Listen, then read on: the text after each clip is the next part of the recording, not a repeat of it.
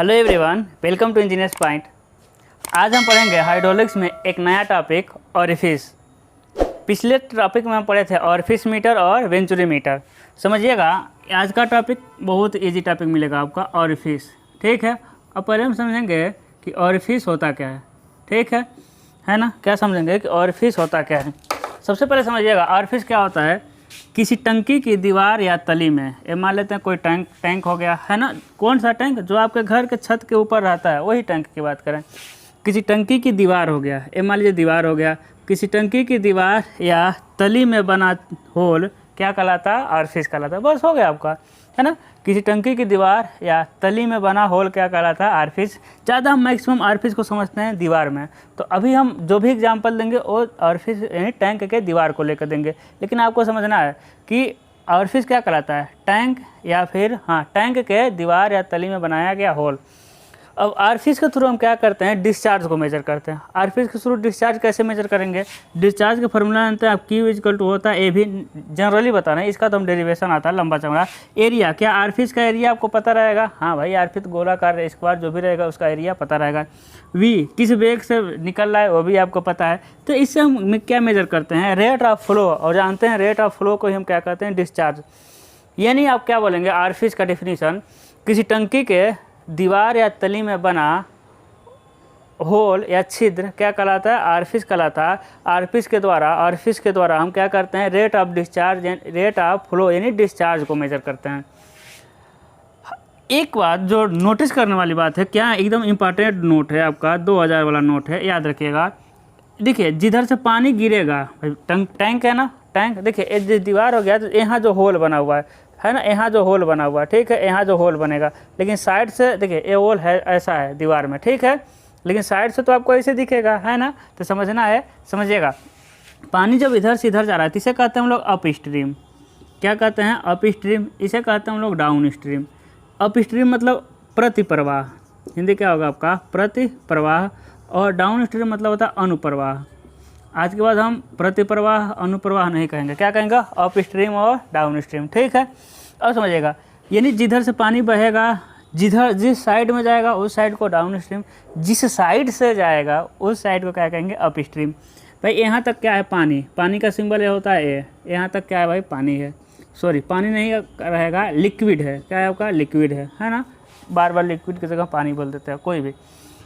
अब समझिएगा नोट क्या है कि ऑरिफिस के, समझिएगा नोट क्या है, ऑरिफिस के अपस्ट्रीम के तरफ, ऑरिफिस के अपस्ट्रीम के तरफ द्रव का तल हमेशा ऑरिफिस के ऊपरी किनारा, ये ऑरिफिस के ऊपरी किनारा हो गया और ये ऑरिफिस के निचली किनारा हो गया। समझिएगा, ऑरिफिस में जो होगा, ऑरिफिस के अपस्ट्रीम में द्रव का तल ऑरिफिस के ऊपरी किनारे से हमेशा ऊपर ही रहेगा। ऑरिफिस के लिए कंडीशन है, ऑरिफिस में क्या, ऑरिफिस के अपस्ट्रीम में द्रव का तल ऑरिफिस के ऊपरी किनारे से ऊपर रहेगा। यदि द्रव का तल ऑरिफिस के ऊपरी किनारे से नीचे है, मान लेते हैं ऑरिफिस का ऊपरी किनारा, इसके नीचे कहीं द्रव का तल है, मान लेते हैं यहाँ तक पानी भरा हुआ है, तब इसे हम ऑरिफिस कहेंगे नहीं, इसे हम कहेंगे नाच, NOTCH। इसे क्या कहते हैं हम लोग? नाच कहते हैं। ठीक है, क्लियर हो रही बात, है ना। ऑरिफिस के ए मोस्ट इंपॉर्टेंट एक गोल्डन लाइन है आपके लिए, ठीक है, एग्जाम में आते रहते हैं। तो ऑरिफिस के अपस्ट्रीम में, कई बार रिपीट कर रहे हैं आप, ऑरिफिस का अपस्ट्रीम में द्रव का तल ऑरिफिस के ऊपरी किनारे से हमेशा ऊपर ही रहेगा। अब चलते हैं, ठीक है। अब हम पढ़ेंगे अगला टॉपिक, क्लासिफिकेशन ऑफ ऑरिफिस। क्या पढ़ेंगे भाई? क्लासिफिकेशन ऑफ ऑरिफिस, है ना, यानी ऑरिफिस का वर्गीकरण। सबसे पहले हम देखेंगे शेप के आधार पर। क्या देखेंगे? शेप के आधार पे, बेस्ड ऑन शेप यानी अकॉर्डिंग टू शेप। अब शेप के आधार पर ना ऑरिफिस नाना प्रकार के होते हैं। नाना प्रकार मतलब कई प्रकार के होते हैं, अभी हम बता दे रहे हैं। ये मान लेते हैं ऑरिफिस हो गया, ये ऑरिफिस का क्या हो गया? दीवार हो गया, ओके, है ना, दीवार हो गया और दीवार में होल बना हुआ है। इसका एक प्रोजेक्शन लेके जाइए, आप लोग प्रोजेक्शन फर्स्ट ईयर में पढ़ के आए हुए हैं। ये हो जाएगा आपका प्रोजेक्शन, ये हो जाएगा आपका सेंट्रल लाइन, है ना, सेंट्रल लाइन, फर्स्ट ईयर का सारी चीज़ें। तो शेप के आधार पर क्या मिलेगा आपका? Rectangle orifice. शेप के आधार पर क्या मिलेगा आपका? Square orifice. शेप के आधार पर ऑरिफिस मिलेगा आपका सर्कुलर। शेप के आधार पर ऑरिफिस मिलेगा आपका ट्रायंगल, है ना। शेप के बताए थे कि ए आपका क्या है, ए आपका देखिए ए आपका दीवार है, दीवार में होल बना हुआ है। तो देखिए ए साइड व्यू दिखा। अब ये साइड व्यू रेक्टेंगल हो सकता है, ये साइड व्यू कैसा भी हो सकता है, दीवार है, दीवार में बना हुआ है, ठीक है। ये साइड व्यू यानी ए क्या आपका साइड है व्यू, और ये जानते हैं फ्रंट व्यू है, ठीक है ना। Side view front view. तो शेप के आधार पर आर्टिफिस कितने प्रकार का होगा, 4 प्रकार के, रेक्टेंगल, स्क्वायर, सर्कुलर और ट्रायंगल। दूसरा हम देखेंगे विसर्जन की प्रकृति के आधार पे, किसके आधार पे देखेंगे भाई, नेचर ऑफ डिस्चार्ज। दूसरा हम देखेंगे नेचर ऑफ डिस्चार्ज यानी विसर्जन के प्रकृति के आधार पे। और विसर्जन के प्रकृति के आधार पे ऑरिफिस 3 तरह के होते हैं। कौन कौन से होते हैं समझिएगा, यदि ऑरिफिस में से जो पानी का फ्लो हो रहा है वो खुली वायुमंडल में हो रहा है ना, खुली वायुमंडल में हो रहा है ना, खुली वायुमंडल, इसे कहते हैं फ्री डिस्चार्ज। क्या कहते हैं भाई, इसे कहते हैं फ्री डिस्चार्ज ओरिफिस। यदि ऑरिफिस में से प्रवाह, जैसे देखिए जैसे घर के ऊपर आपका पानी का टंकी होगा घर के ऊपर, जब मोटर चलता है ना, तो पानी जब भर जाता है तो पानी उसमें गिरता है कि नहीं गिरता है, वो कहाँ गिरता है, वो छत पे आपका गिरता है ना। तो वो जो फ्लो हो रहा है उसे कहेंगे हम लोग फ्री डिस्चार्ज ऑरिफिस, है ना, खुली वायुमंडल में हो रहा है, समझ रहे हैं। तो ये हो जाएगा आपका फ्री डिस्चार्ज ऑरिफिस। दूसरा समझिए, जब ऑरिफिस में से प्रवाह, समझिएगा ऑरिफिस में से प्रवाह खुली नहीं होगा, यानी ये हो जाएगा अप स्ट्रीम, ये हो जाएगा आपका डाउन स्ट्रीम।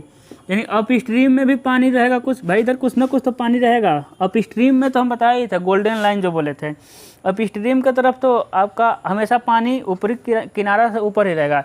लेकिन डाउन स्ट्रीम की तरफ भी पानी यदि ऊपरी किनारा से ऊपर है तो हम इसे कहेंगे क्या, बताइए, इसे कहेंगे हम लोग फुली सबमर्ज या कहेंगे सबमर्ज। क्या कहेंगे भाई, सबमर्ज ऑरिफिस। क्या कहेंगे, सबमर्ज ऑरिफिस, ठीक है। तीसरा क्या होता है आपका पार्शियली सबमर्ज ऑरिफिस। जब ऑरिफिस में से प्रवाह इस प्रकार होता है कि ऑरिफिस के अपस्ट्रीम की तरफ तो पानी ऊपरी किनारे से ऊपर होता है, लेकिन ऑरिफिस के डाउन स्ट्रीम की तरफ पानी ऊपरी किनारे से नीचे यहीं तक पानी है, ऊपरी किनारे से नीचे तथा निचली किनारे से ऊपर होता है द्रव का तल, तो उसे कहते हैं हम लोग partially submerge orifice, partially submerge orifice, ठीक है। तो ये हो गया आपका नेचर ऑफ डिस्चार्ज, समझ पा रहे होंगे, है ना। एक दोनों तरफ यहाँ पानी है और यहाँ डाउन स्ट्रीम की तरफ पानी क्या है, थोड़ा सा नीचे है। अगला हम देखेंगे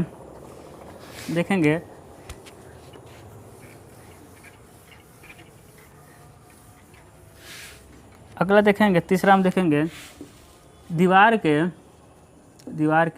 एज के आधार पे, है ना, शिरा स्थिति कहेंगे हम लोग, ऐसा कह सकते हैं, शिरा स्थिति के आधार पे। इसके आधार पे कितने प्रकार के होते हैं, फिर 3 प्रकार के होते हैं। यदि जो दीवार रहेगा ना, यदि दीवार का जो सिरा है नुकीला बना हुआ है, देखिए नुकीला बना हुआ है, तो इसे कहेंगे हम लोग sharp edge orifice, sharp edge orifice. यानी क्या कहते हैं हम लोग, तीक्ष्ण धार ऑरिफिस, है ना। इसमें जो ऑरिफिस फ्लो होता है वो सिर्फ एक ही बिंदु पर टच करके क्या होता है, पानी का प्रवाह हो जाता है। दूसरा जो होता है उसे हम लोग कहते हैं स्क्वायर एज, कुछ नहीं, यदि चपटी, यदि ऑरिफिस के सिरे जो हैं वो चपटा है, देखिए चपटा है, तो इसे क्या कहते हैं हम लोग, स्क्वायर एज ऑरिफिस। उसके बाद तीसरा होता है आपका राउंड एज। कैसा मिलेगा आपको, राउंड एज मिलेगा, ठीक है, राउंड एज ऑरिफिस, है ना। देखिए राउंड एज ऑरिफिस, है ना। यदि दीवार ऑरिफिस का दीवार क्या है, गोलाकार है, क्या है भाई, गोलाकार है, तो इस ऑरिफिस को क्या कहते हैं हम लोग, राउंड एज ऑरिफिस। इसमें प्रवाह होते समय जो द्रव होता है वो पूरे सतह को छूते हुए निकलता है ना, राउंड एज ऑरिफिस में।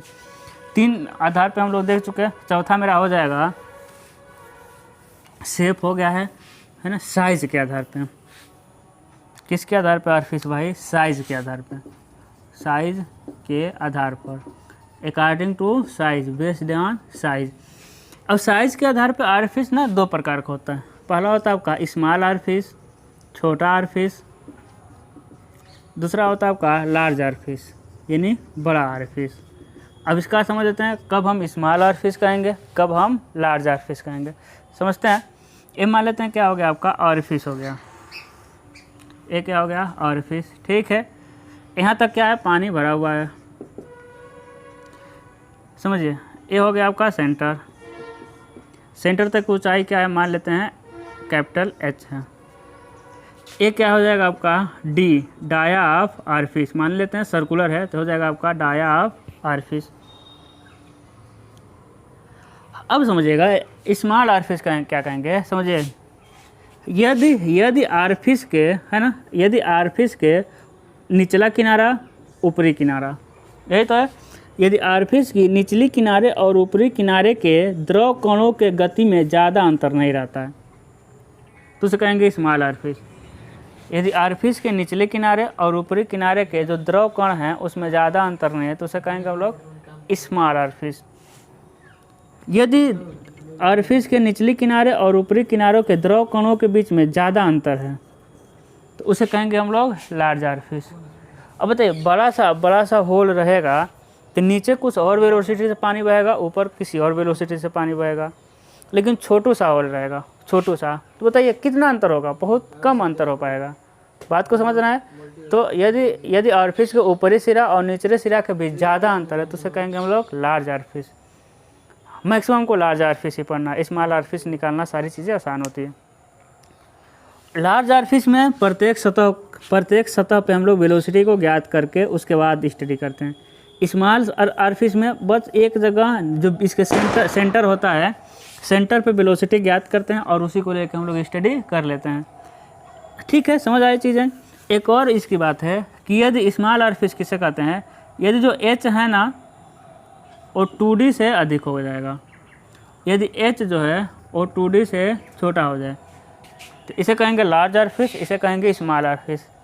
लेकिन मेन जो हम बताएं है जो डिफिनीसन, यदि ऑरिफिस के ऊपरी तथा निचली सिराओं के मध्य द्रव कणों में ज़्यादा अंतर होता है तो लार्ज ऑरिफिस, कम अंतर होता है तो उसे कहते हैं हम लोग स्मॉल ऑरिफिस।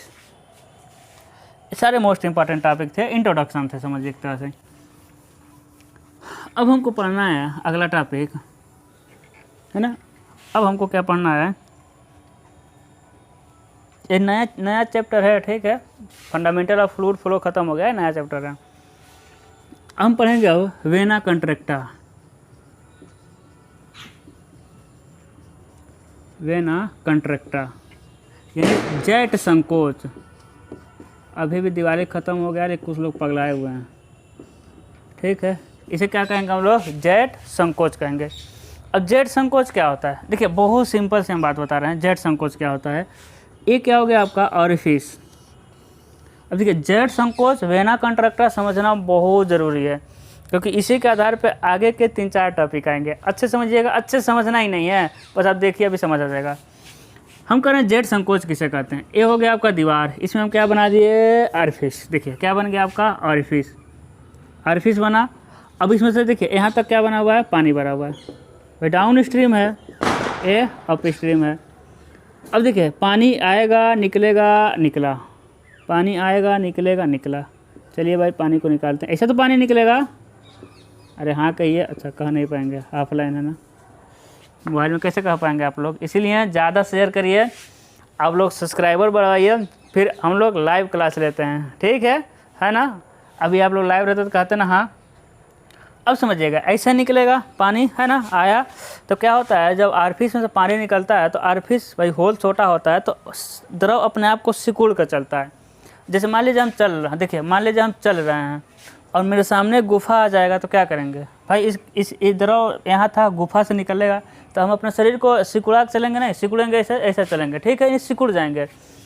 अब समझिएगा मान लेते हम गुफा में सिकुड़ के ऐसे चले, गुफा में सिकुड़ के ऐसे चले तो जहाँ क्या गुफा ख़त्म होगा हम तुरंत खड़ा हो जाएंगे, नहीं, गुफा ख़त्म होते ही थोड़ा दूर हम आगे चलेंगे। वो बात ही छोड़ दीजिए, आप जहाँ जिसके बेड के नीचे सोते हैं, तख्त होगा, चौकी कुछ लोग कहते हैं, चौकी तख्त या बेड के नीचे दिवाली में झाड़ू लगाए होंगे, जब तख्त के नीचे से बाहर निकले होंगे आप तो क्या जहाँ तख्त ख़त्म होगा तुरंत वहाँ खड़े हो गए होंगे, नहीं, कुछ दूर तक कहाँ गए होंगे आप लोग, आगे गए होंगे, उसके बाद खड़े हुए होंगे। तो यही काम यहाँ होता है। पानी क्या होता है, पानी पतला होकर आगे तो चलता है, लेकिन ऑरिफिस ख़त्म होते तुरंत नहीं मुड़ जाता है, वो कुछ दूर तक उसी पाथ पे चलता है, कुछ दूर तक, जैसे सिकुड़ा कुछ दूर तक उसी पाथ पे चलता है, उसके बाद फैलता है। तो वह पाथ जहाँ मतलब कि वह क्रॉस सेक्शन जहाँ का एरिया एकदम न्यूनतम होता है, माना एक्स क्रॉस सेक्शन क्या है, एरिया सबसे न्यूनतम है, इसी को हम लोग क्या कहते हैं, वेना कंट्रैक्टा, VC। इसी को हम लोग क्या कहते हैं, वेना कंट्रैक्टा। यानी द्रव निकलते समय वह स्थान जहाँ का एरिया सबसे मिनिमम होता है, उस स्थान को क्या कहते हैं हम लोग, वेना कंट्रैक्टा कहते हैं, जेट संकोच कहते हैं। ये सारा जेट है, ये सारा जेट है, यानी धार है, उसे क्या कहते हैं हम लोग, जेट संकोच। यदि ऑरिफिस का व्यास d है ना, यदि ऑरिफिस का व्यास d है तो ये जनरली लगभग d/2 पे होता है, व्यास के आधे दूरी पर होता है, ठीक है।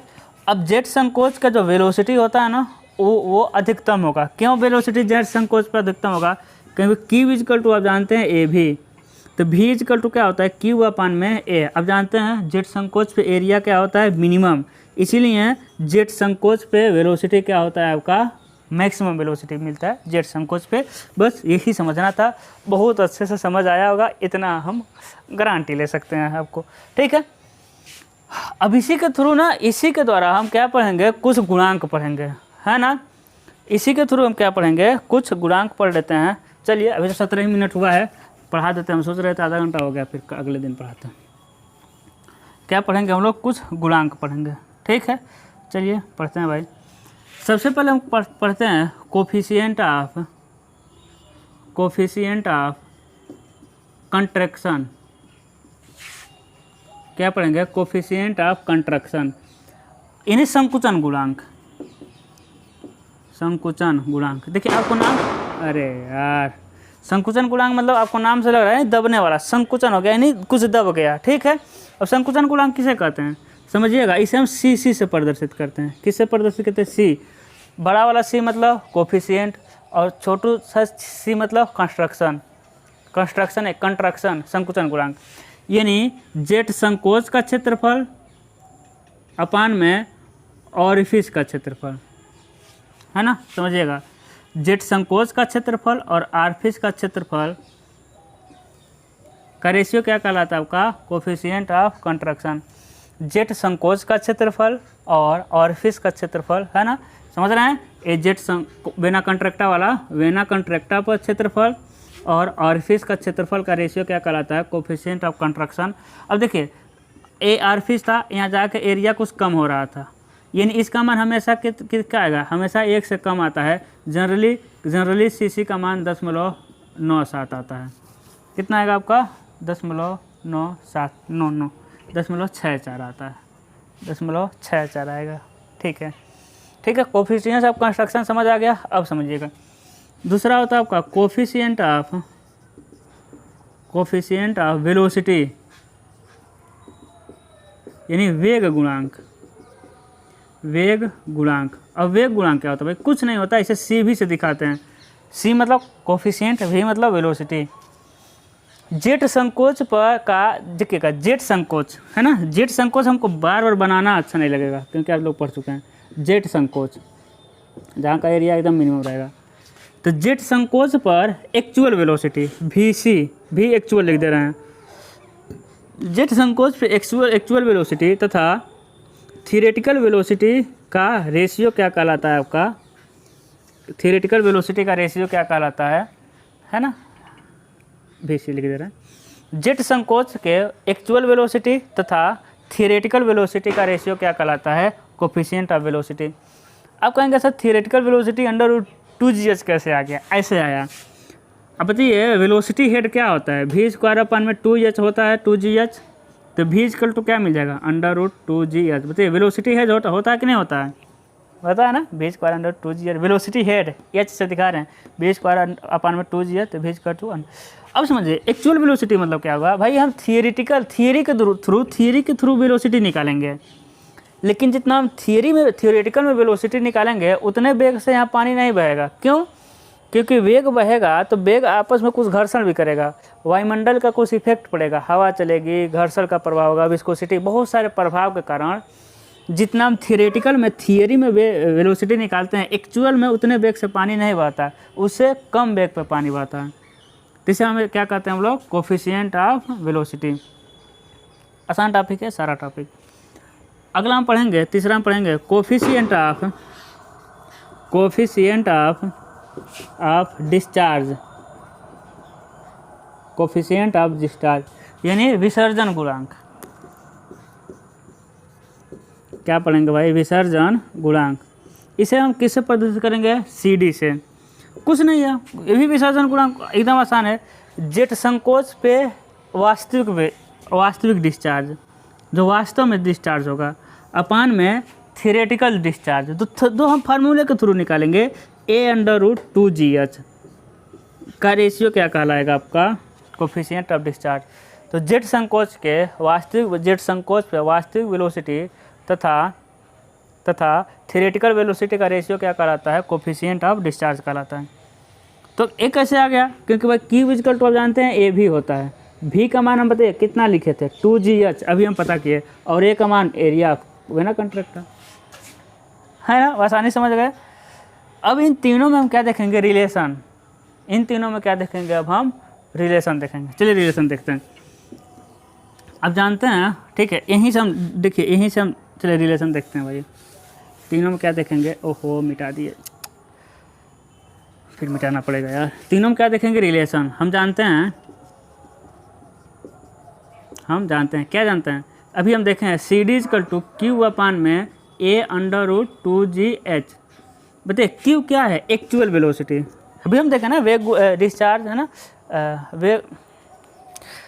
विसर्जन गुणांक अपान में एक्चुअल वेलोसिटी अपान में थियोरेटिकल वेलोसिटी। तो actual velocity equal to actual discharge, cool down. Coefficient of discharge equal to actual discharge upon में थियोरेटिकल डिस्चार्ज।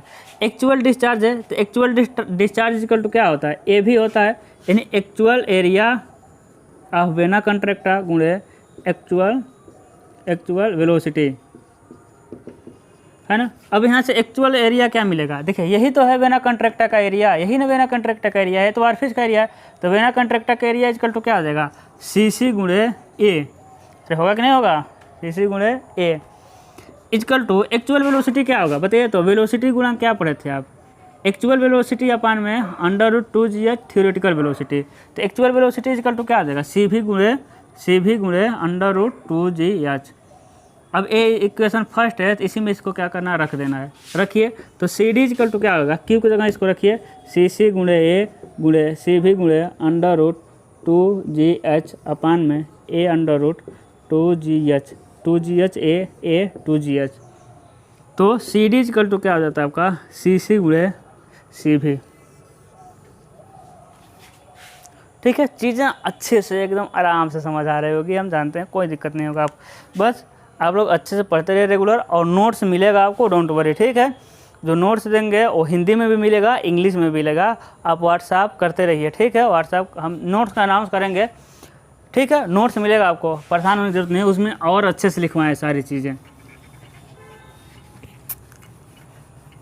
अब समझिएगा, अगला हमको पढ़ना है प्रतिरोध गुणांक, कोफिशिएंट ऑफ रेजिस्टेंस, प्रतिरोध गुणांक। ठीक है, कोफिशिएंट ऑफ क्या हो जाएगा आपका, रेजिस्टेंस हो जाएगा। तो कोफिशिएंट ऑफ रेजिस्टेंस को CR से दिखाते हैं, CR है ना, C मतलब कोफिशिएंट, R मतलब रेजिस्टेंस। तो कुछ नहीं है भाई, गतिज ऊर्जा में हान, इन सबका मान 1 से कम होगा। 4 गुणांक पढ़े हैं, 3 पीछे और 1 A।